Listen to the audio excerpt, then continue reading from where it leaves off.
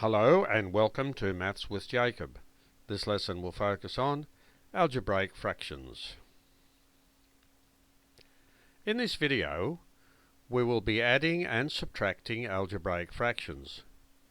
The rules governing this process are similar to the rules for adding and subtracting normal fractions. The following guidelines are helpful. Number 1.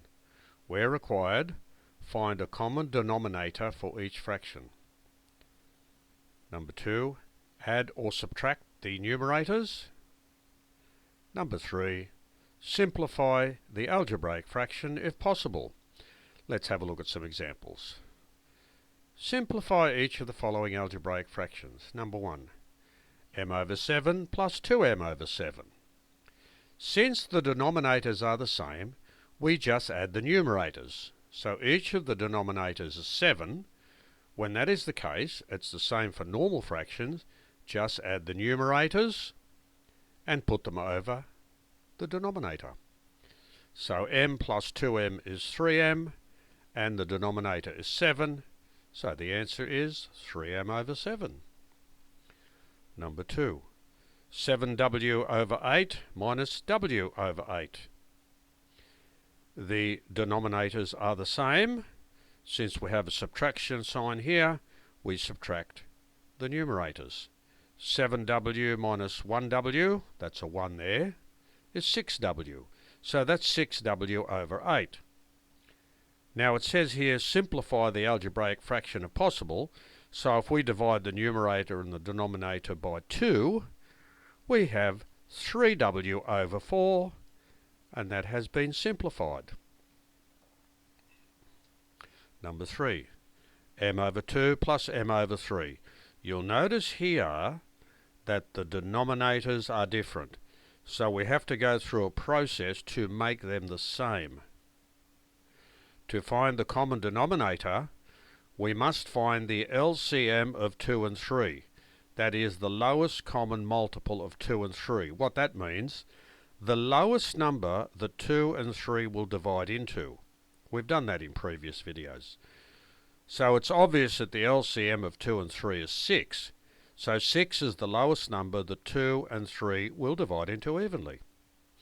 That means the common denominator is 6. So what do we do next? Multiply the numerator and denominator of the first fraction by 3.